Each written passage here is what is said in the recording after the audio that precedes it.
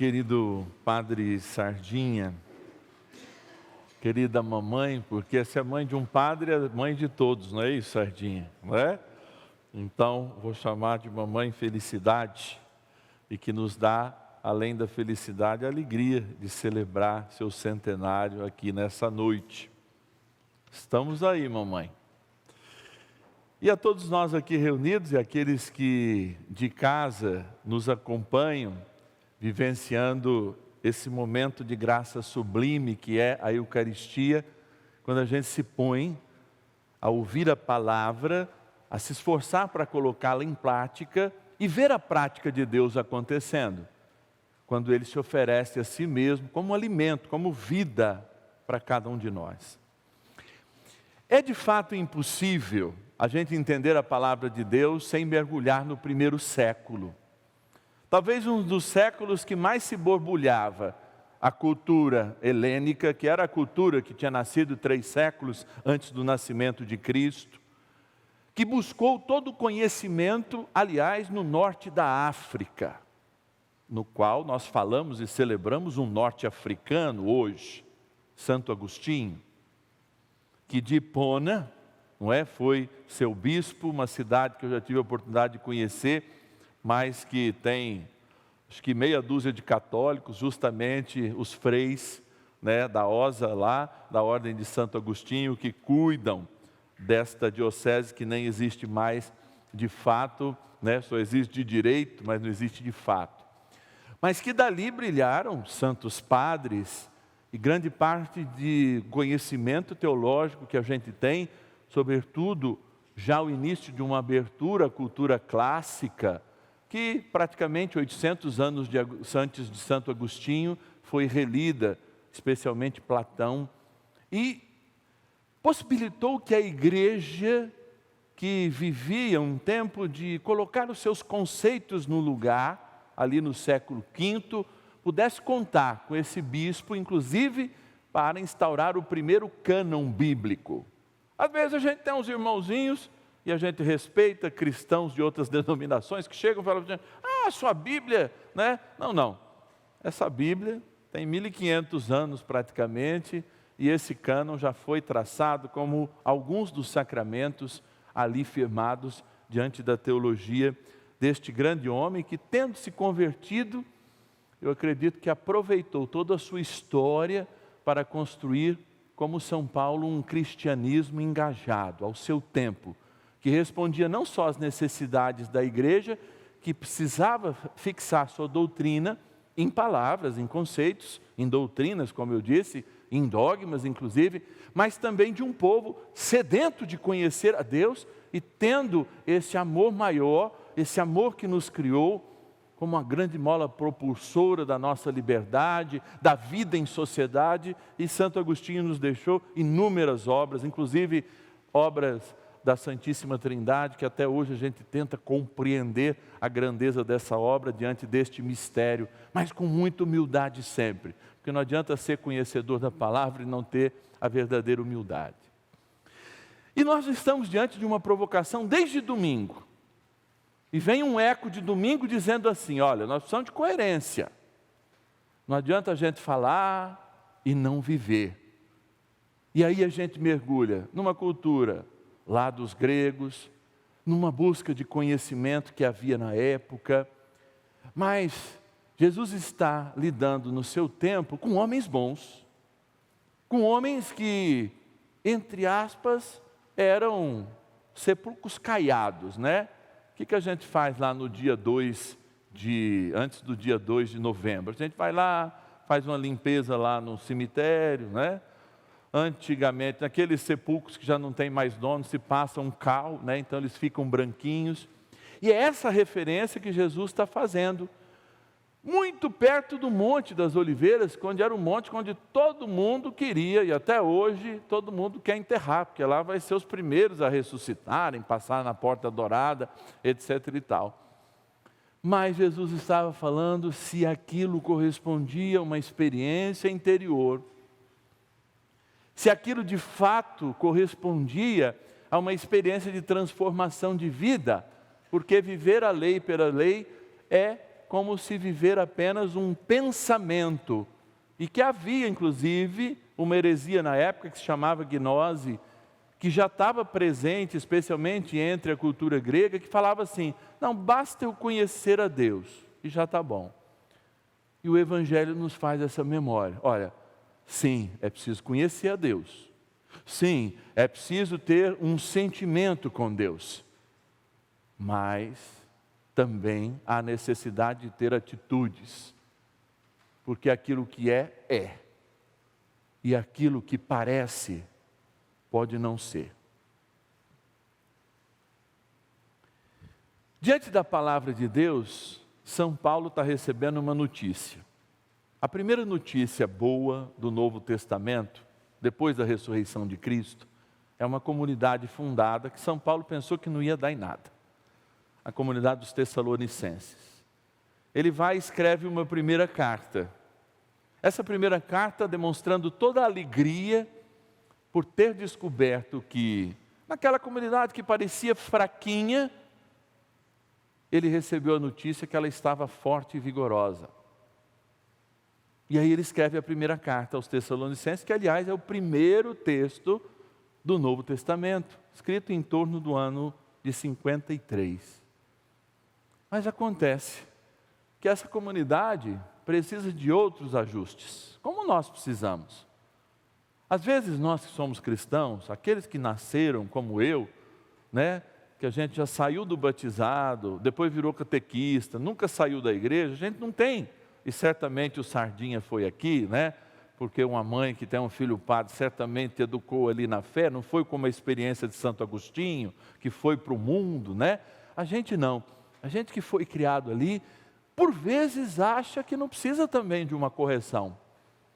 Por vezes acha que também que não precisa de um ajuste. Porque a gente olha para o mundo e fala assim, olha aí o mundo, olha esses drogados, olha isso, olha aquilo. E a gente esquece de se olhar no item mais poderoso. Qual é a minha transformação? E olha, que se a gente notar, é muito mais fácil dar um cavalo de pau num carro do que ajustar ele num lugar fino. Quem dirige sabe disso. Para dar um cavalo de pau a gente faz assim.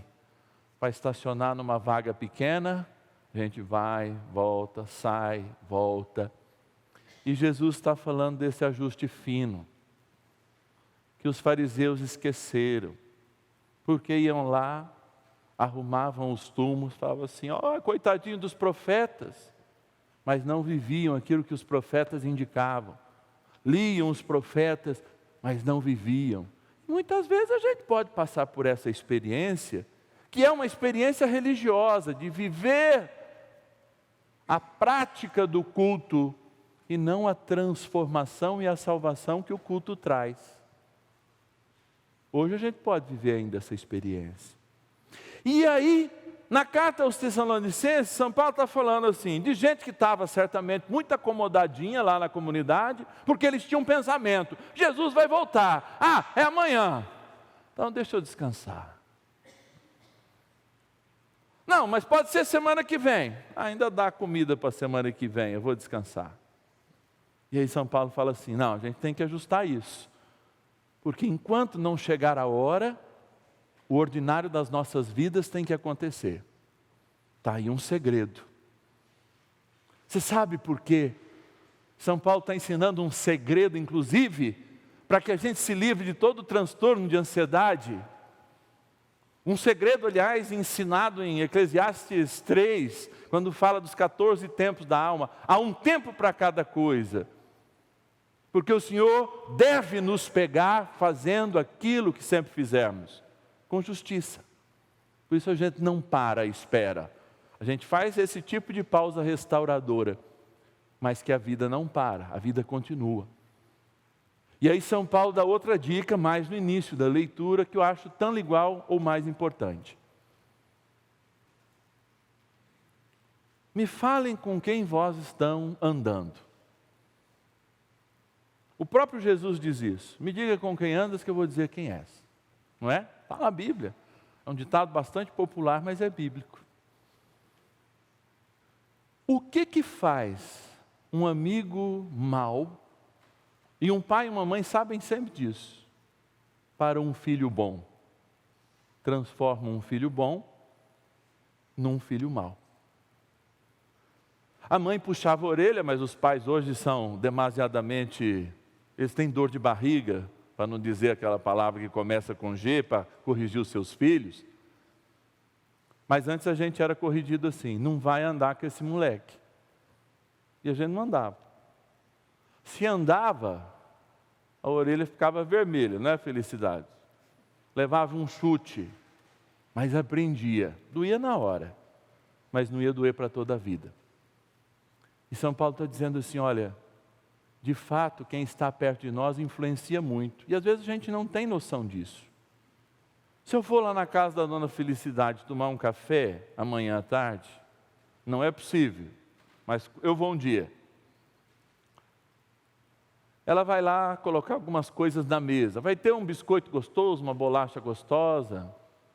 E aí eu vou comer aquela bolacha e falar assim, Felicidade, onde você comprou essa bolacha? Que bolacha gostosa. Ela falou, foi ali no mercadinho. E aí toda vez que eu for no mercadinho eu vou olhar, será que tem a bolacha que a dona Felicidade tinha em casa? O que é isso, gente? É influenciar. Quando nós estamos juntos, nós influenciamos gostos, nós influenciamos palavras, nós influenciamos costumes. Então, quem está em Cristo, procure estar com quem está em Cristo. Eu vejo isso na minha vida prática de sacerdote, morei na Diocese de Jales, Sardinha sabe, fazendo faculdade lá em Ilha Solteira. E num determinado momento da minha vida, um pouquinho até antes de ir para a Ilha Solteira, fazer faculdade, o meu diretor espiritual disse assim, está na hora de você podar os seus amigos para começar a frutificar em Deus. Eu pensei, mas podar amigos? E eu digo mais, ele diz, perceber que eles são seus inimigos. Porque eram gente que influenciava no meu namoro, dizendo assim, você é da igreja, duvido que você namora. Então você não gosta da fruta, porque você não pega ela direito. São amigos que vão influenciando a gente para o mal. E isso não acontece no dia a dia? Para ser da verdade, então, é preciso estar cheio de vida, reluzir de justiça e andar com quem de fato vive na verdade. Sem isso, nós vamos ser como sepulcros caiados. Vamos viver nesse mundo de conveniência, de plasticidade e de pouca verdade, portanto, de pouca vida, portanto, de pouco caminho, portanto, quase sem Jesus. Mas essa, eu espero que não seja a nossa escolha. Por isso hoje, a aprendizagem desta catequese espiritual que a igreja nos dá através da liturgia é: deixe de andar com quem não reza. Deixe de andar com os pecadores. Na hora de salvá-los, vá, mas deixe de andar com eles. E esteja atento para o que você vive hoje. Porque o que você vive hoje é importante para que, se vivendo a santidade, o caminho, a verdade e a vida que é Cristo, quando Ele voltar, Ele te pegue assim. Nunca e jamais de braços cruzados, esperando o céu se abrir. Louvado seja nosso Senhor Jesus Cristo.